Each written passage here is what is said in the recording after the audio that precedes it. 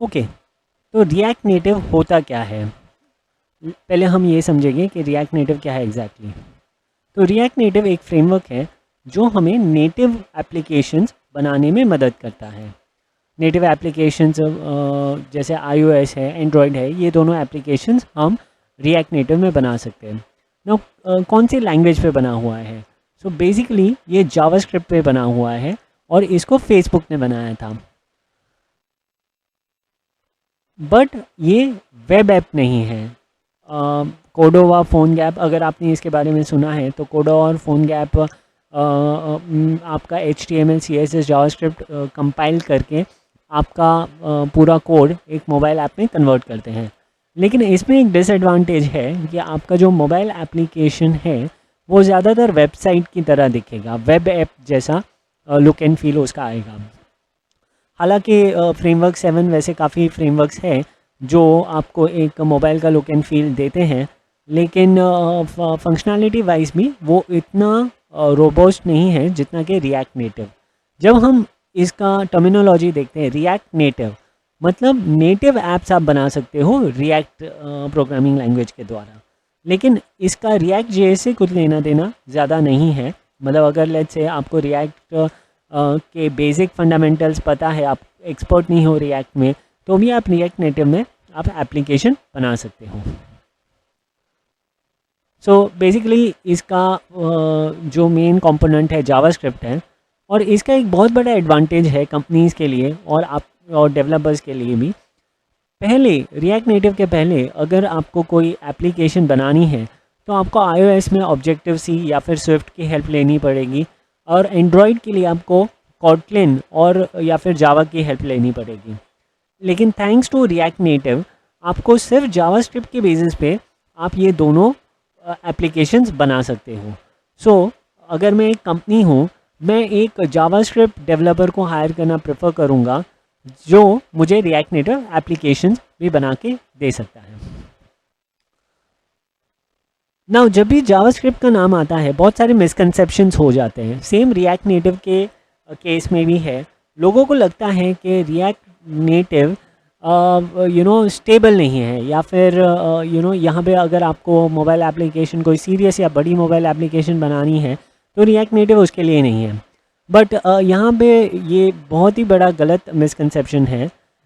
कुछ कंपनीज जो react native use करती हैं, बड़ी बड़ी कंपनीज है, ब्लूमबर्ग है, फेसबुक है, सेल्सफोर्स है, एयरबीएनबी है, स्काइप है और ऊबर ईट्स है, वैसी बहुत सारी कंपनीज हैं जो रिएक्ट नेटिव को अडॉप्ट कर चुकी है।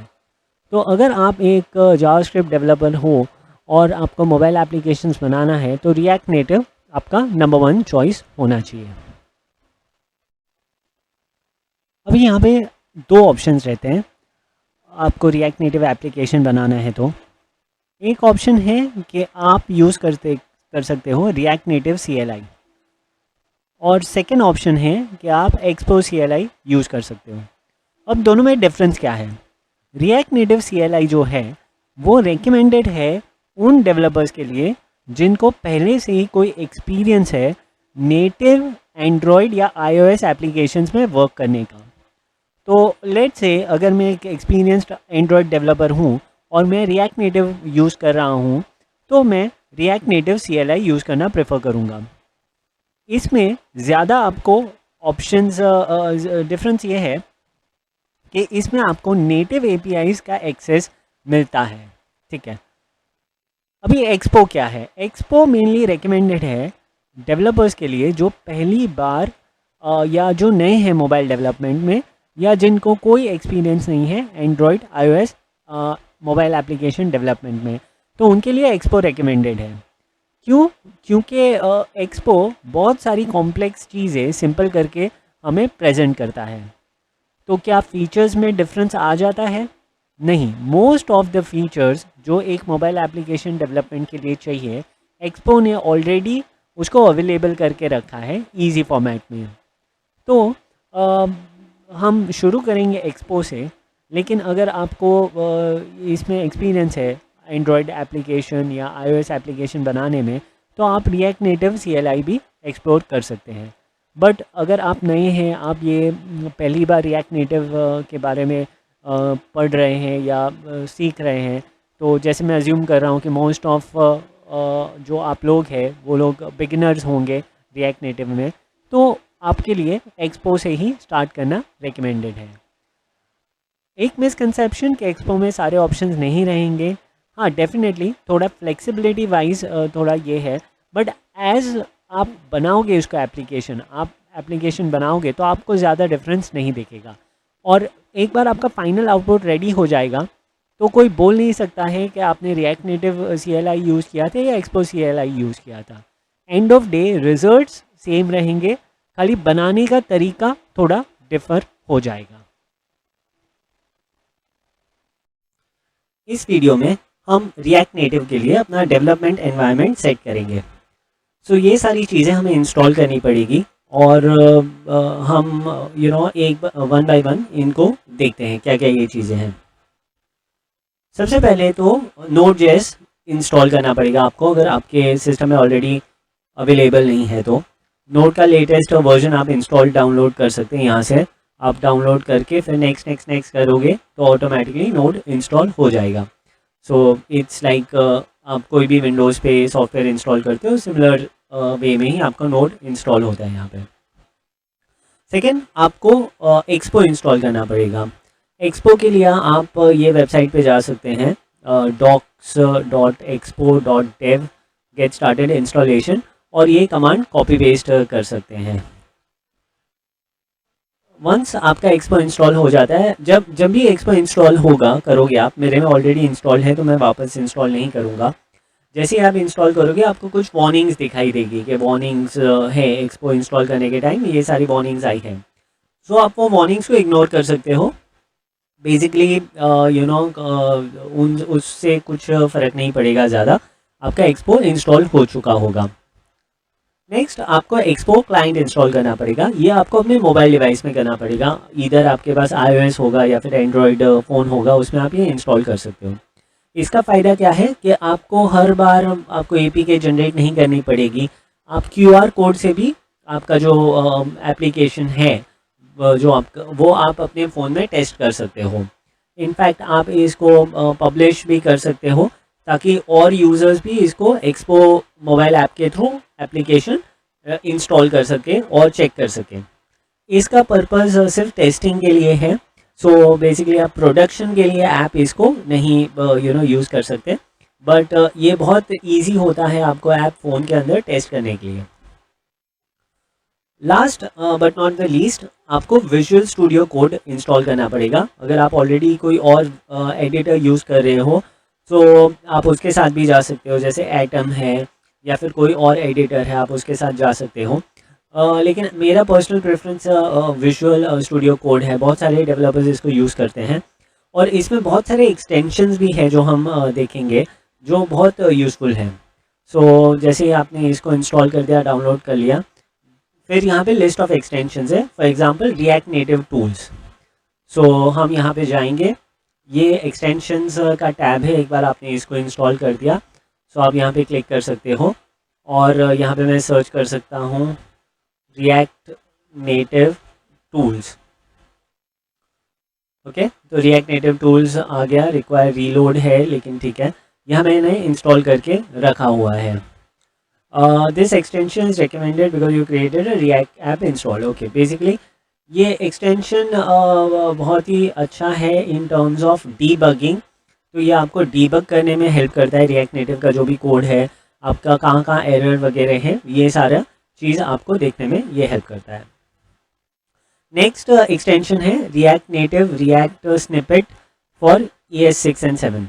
सो ये भी मेरे में इंस्टॉल है, आप ये इंस्टॉल कर सकते हो। ये बहुत ही यूज़फुल एक्सटेंशन है जहाँ पे आप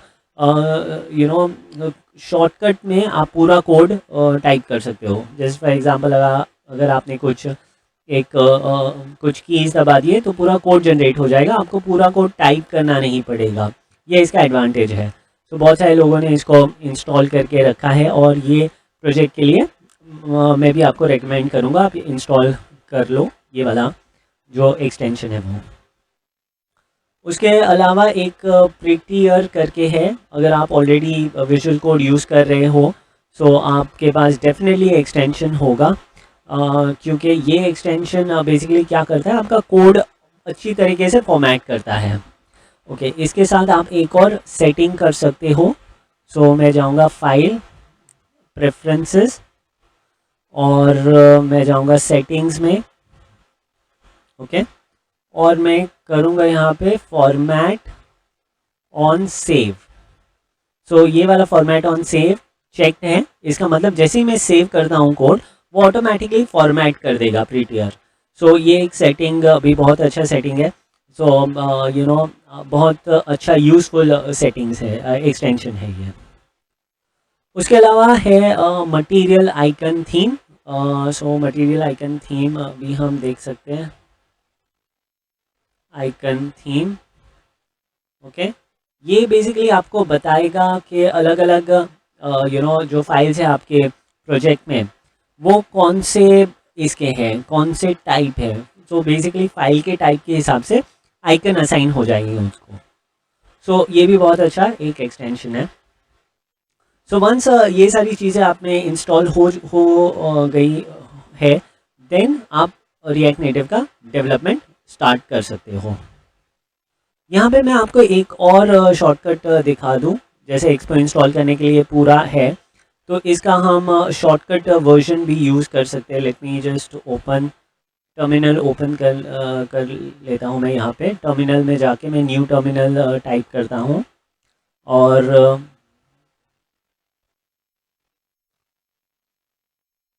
जैसे ये टर्मिनल स्टार्ट होता है, मैं यहाँ पे टाइप इन कर सकता हूँ npm i जी मतलब ग्लोबली मैं उसको इंस्टॉल करूँगा, और expo-cli। Okay, so instead of आप पूरा ये कोड टाइप करोगे, जैसे npm इंस्टॉल ग्लोबल ओके वगैरह, आप ये शॉर्टकट भी यूज़ कर सकते हो। अगर आपने कभी भी नोड में ये किया है, कोडिंग किया है, नोड जेएस में कुछ भी इंस्टॉल किया है, तो आपको ये कमांड का आइडिया होगा। तो इधर आप ये यूज़ कर सकते हो या वो वाला यूज़ कर सकते हो, कुछ फ़र्क नहीं पड़ेगा, दोनों सेम ही चीज़ करेगा। expo-cli इंस्टॉल करके दे देगा आपको। सो ये करने के बाद आपका डेवलपमेंट एनवायरनमेंट सेट हो जाएगा। अब हमारा डेवलपमेंट एनवायरनमेंट रेडी हो चुका है और हम रिएक्ट नेटिव एप्लीकेशन बना सकते हैं। तो सबसे पहले मैं कमांड लाइन ओपन कर लूँगा, एंड मैं वो फोल्डर में जाऊँगा जहाँ पे मुझे ये एप्लीकेशन बनाना है। ओके, जिसके अंदर मुझे ये फोल्डर बनाना है एप्लीकेशन का।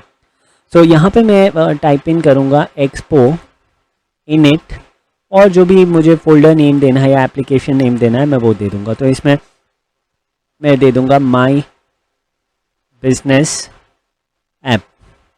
ओके, सो इस प्रोजेक्ट का नाम मैं ये दे दूँगा, और फिर मैं एंटर पे क्लिक करूँगा। ना इसमें वो पूछ रहा है कि वेदर हमें मैनेज्ड वर्कफ्लो चाहिए, managed blank workflow, manage blank workflow with TypeScript, tabs with TypeScript, या मिनिमल चाहिए, बेयर वर्कफ्लो। सो बेसिकली यहाँ पे टू मेन पार्ट्स है, एक मैनेज्ड वर्कफ्लो है और दूसरा है बेयर वर्कफ्लो। ना ये दोनों में से कौन सा सिलेक्ट करना चाहिए? बेयर वर्कफ्लो में अगर आप सिलेक्ट करोगे तो आपको एंड्रॉयड और iOS का फोल्डर भी दिखेगा, और ये इसमें बहुत सारी कॉम्प्लेक्सिटीज़ जो आपको खुद ही मैनेज करनी पड़ेगी। वेरेज अगर आप मैनेज्ड वर्कफ्लो लोगे तो जो भी कॉम्प्लेक्सिटीज़ होगी, जो भी इन द बैक एंड काम करना है, वो एक्सपो अपने एंड पे कर लेगा। ब्लैंक विद टाइपस्क्रिप्ट भी कर सकते हो अगर आपको टाइपस्क्रिप्ट का नॉलेज है, लेकिन मैं इस ट्यूटोरियल में मैं ब्लैंक वाला ही सिलेक्ट करूँगा, मैनेज वर्कफ्लो ब्लैंक, बिकॉज एक और प्रोग्रामिंग लैंग्वेज इंट्रोड्यूस करके उसको कॉम्प्लेक्स हमें नहीं करना है। सो फिर उसको सिलेक्ट करके मैं इंटर प्रेस करूँगा। मैं रिकॉर्डिंग पोज कर दूंगा यहाँ पे, बिकॉज यहाँ पे थोड़ा टाइम लगता है इसको इंस्टॉल होने में। नाउ हम देख सकते हैं कि ये वाला इंस्टॉलेशन हो गया है कंप्लीट। ओके, तो प्रोजेक्ट इज़ रेडी। सो सबसे पहले हम वो फोल्डर के अंदर चले जाएंगे, cd माई बिजनेस ऐप, और यहाँ पे हम विजुअल कोड पे ये प्रोजेक्ट ओपन कर लेंगे। सो कोड और फिर डॉट आप प्रेस कर सकते हो, तो ये पूरा प्रोजेक्ट ओपन हो जाएगा विजुअल कोड में। अभी ये हमारा प्रोजेक्ट है और यहाँ पे एसेट्स फोल्डर जो है, मैं थोड़ा ओवरव्यू दे देता हूँ। यहाँ पे आप सारे इमेजेस आप ऐड कर सकते हो, आपके icons, favicons, splash screen etcetera. फिर गिट इग्नोर है, तो आपको अगर ये प्रोजेक्ट गिट में पुश करना है और यहाँ पे कुछ कुछ चीज़ें हैं जो आपको गिट में नहीं पुश करनी है, उसके लिए आप गिट इग्नोर पे ऐड कर सकते हो। app.js है, ये हमारा मेन .js फाइल है। तो इस पर अगर हम क्लिक करेंगे तो हम देख सकते हैं कि यहाँ पे सबसे पहले import status bar from expo status bar, ये हमारा स्टेटस बार इंपोर्ट किया गया है। इसका फंक्शनैलिटी क्या है मैं आपको एक्सप्लेन करूँगा। Import react from react, okay.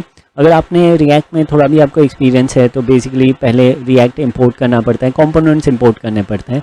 Import style sheet text view from react native, तो ये रिएक्ट नेटिव के कंपोनेंट है, ओके। व्यूज़ यहाँ पे दिखा है, व्यूज़ उसके अंदर स्टाइल दिया है, styles dot container. So basically ये ऑब्जेक्ट पास किया गया है, ये constant styles, style dot create और कंटेनर। ये दिखता CSS जैसा है बट ये CSS नहीं है, इसको जावास्क्रिप्ट ऑब्जेक्ट बोलते हैं। और फिर टेक्स्ट है, टेक्स्ट के अंदर जो भी टेक्स्ट है आपका प्रोजेक्ट का वो आप लिख सकते हो।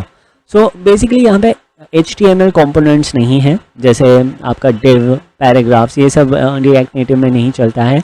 बेसिकली व्यूज़, टेक्स्ट, ये सारे उसके अपने ही डिफाइंड कंपोनेंट्स हैं जो हमें यूज़ करने पड़ते हैं। इस कोड की बेहतरीन बात ये है कि ये जो व्यू है ये अपने आप कन्वर्ट हो जाएगा iOS व्यू में, एंड्रॉयड व्यू में, जब हम ऐप कंपाइल करेंगे।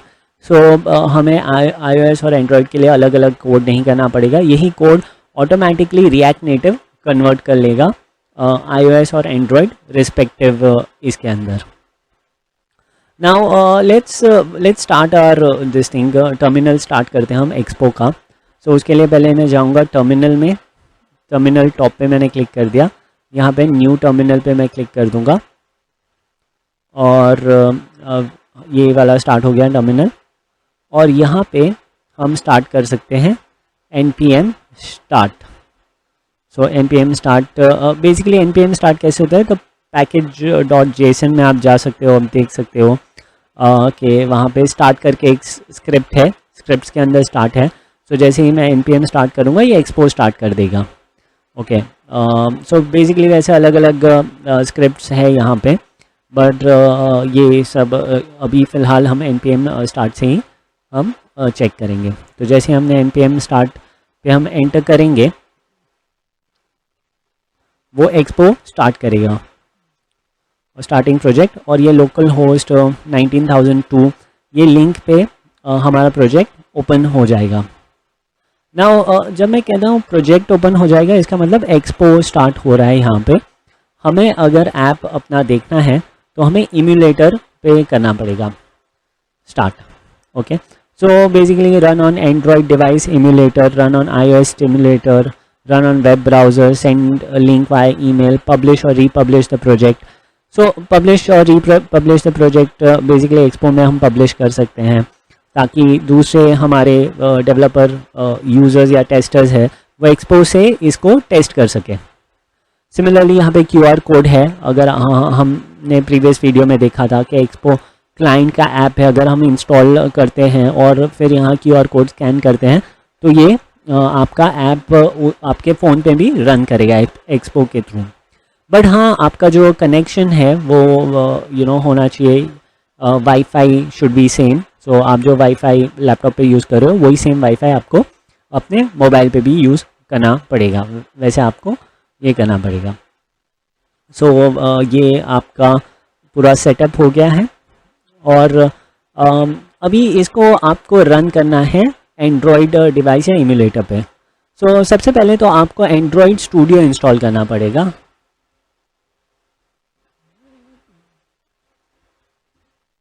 सबसे पहले आपको एंड्रॉयड स्टूडियो आपको डाउनलोड करना पड़ेगा विद द SDK टूल्स। मेरे लैपटॉप में ऑलरेडी इंस्टॉल्ड है तो मैं नहीं करूँगा, इसमें थोड़ा टाइम लगता है, इंटरनेट पे भी आपका लगेगा, इंटरनेट अगर अच्छा नहीं है, स्लो है स्पीड, तो टाइम ज़्यादा लग सकता है। सो बेसिकली आपको ये डाउनलोड करना पड़ेगा और बाय डिफ़ॉल्ट आपको स्टैंडर्ड इंस्टॉलेशन ही सिलेक्ट करना है। Let me just open my Android studio. Android studio मैं ओपन कर लेता हूँ यहाँ पे। सो आपको स्टैंडर्ड आप करोगे तो आपका इम्यूलेटर भी यहाँ पे इंस्टॉल हो जाएगा। सो सबसे पहले हम एंड्रॉयड स्टूडियो को ओपन कर लेंगे। जैसे आपने इंस्टॉल कर दिया है एंड्रॉयड स्टूडियो, आपको एक वर्चुअल डिवाइस क्रिएट करना पड़ेगा। आपको एक वर्चुअल डिवाइस करना पड़ेगा स्टार्ट। तो मैं यहाँ पे क्रिएट न्यू प्रोजेक्ट टाइटल, यहाँ पे मैं ब्लैंक ही सिलेक्ट कर दूँगा, no activity, my application finish, because basically यहाँ पे हम यूज़ नहीं कर रहे हैं इसको ऐप डेवलपमेंट के लिए, हम सिर्फ हमारा वर्चुअल डिवाइस ऑन करने के लिए हम यूज़ कर रहे हैं। सो बेसिकली आपको टूल्स में जाना है, वहाँ पे आपको AVD मैनेजर दिख जाएगा, तो आपको क्लिक करना है उस पर। यहाँ पे ऑलरेडी एक AVD मैनेजर क्रिएटेड है, बट लेट्स से अगर आपको एक नया क्रिएट करना है तो आप इस पर क्लिक कर सकते हो, क्रिएट वर्चुअल डिवाइस, और मैं यहाँ पे क्लिक करूँगा। एंड यहाँ पे आप कोई भी फ़ोन यूज़ सेलेक्ट कर सकते हो। जैसे मैं पर्सनली प्रेफर करता हूँ कि प्ले स्टोर वाला जो इनेबल्ड है वो सिलेक्ट कर लूँ, ओके, ताकि मतलब एक स्टेबल वर्जन है। यहाँ पे आपको रेजोल्यूशन दिख जाएगा, डेंसिटी दिख जाएगी फ़ोन की। वैसे आप अलग अलग टाइप के इम्यूलेटर के लिए डिवाइसेस सिलेक्ट कर सकते हो इस पर। फिर आपको नेक्स्ट करना है क्रिएट, एंड इसको नाम देना है, जो भी आपको नाम वगैरह देना है। ये क्यू है। सो बेसिकली जो फर्स्ट वाला है वो स्टेबल वर्जन नहीं रहता है, जो क्यू वाला है वो स्टेबल वर्जन रहता है। सो ऑलवेज मेरा प्रेफरेंस है कि आप सेकेंड वाला सिलेक्ट कर लो यहाँ पे instead of the first one. फिर आप नेक्स्ट क्लिक कर सकते हो, आप डिवाइस का नेम दे सकते हो, और फिर आप फिनिश करोगे तो आपका वर्चुअल डिवाइस क्रिएट हो जाएगा। सो मैं फ़िलहाल कैंसिल करूँगा क्योंकि ऑलरेडी मेरे पास वर्चुअल डिवाइस एक क्रिएटेड है। और यहाँ पे जो एक्शन है, मैं लॉन्च दिस AVD पे क्लिक कर लूँगा तो इम्यूलेटर लॉन्च हो जाएगा।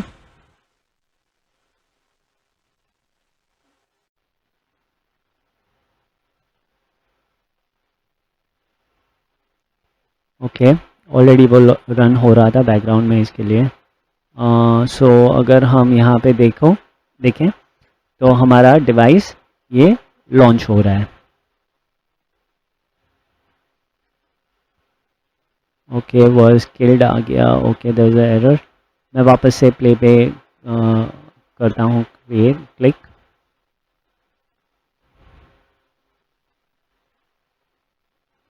ठीक है, सो ये हमारा एंड्रॉयड डिवाइस बेसिकली स्टार्ट हो रहा है यहाँ पे। सो जब तक ये फुल्ली स्टार्ट होता है मैं वीडियो पॉज कर दूंगा। ठीक है, तो फ़ोन स्टार्ट हो गया है, वो थोड़ा टाइम ले रहा था फ़ोन स्टार्ट होने में। सो वापस मैं इस पर क्लिक करूँगा, run on Android device emulator. एक चीज़ हमें ध्यान में रखनी है कि जैसे ही फ़ोन ऑन होता है, वर्चुअल डिवाइस ऑन होता है, उसके बाद ही मतलब ये ये इस पर क्लिक करना, बिकॉज वो अगर डिवाइस ऑन नहीं है तो फिर वो फेल हो जाएगा। This download is taking longer than expected, you are also try to download the client. Okay fine, so success, stimulator is ready. यहाँ पे हमने मैसेज अगर आपने देखा है तो आ गया, और यहाँ पे एक्सपो ओपन हो रहा है वर्चुअल डिवाइस में, और हम देख सकते हैं बिल्डिंग जावास्क्रिप्ट बंडल आ रहा है।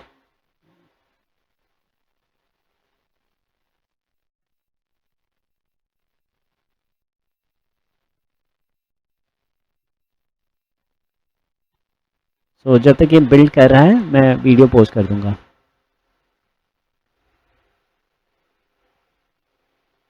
सो बेसिकली यहाँ पे building JavaScript bundle finished in so many milliseconds, और ये अभी हम देख सकते हैं कि open up app.js to work. Okay fine, hello friends, got it. Okay fine, यहाँ पे ये सब आ रहा है, हम रीलोड कर सकते हैं इसको एंड ऑल, तो ये शॉर्टकट्स हैं। मैं इसको क्लोज कर दूंगा वापस से, और अभी हम प्रोजेक्ट में चले जाएंगे। और एक अच्छी चीज़ मैं आपको दिखाऊंगा इसके बारे में, जो रिएक्ट है, रिएक्ट नेटिव है, इसके बारे में there is something called as hot reloads बोलते हैं इसको। जैसे ही मैं ऐप पे चेंज करता जाऊंगा ऑटोमेटिकली यहाँ पे इम्यूलेटर पे भी वो चेंज हो जाएगा। जैसे let me just right hello friends,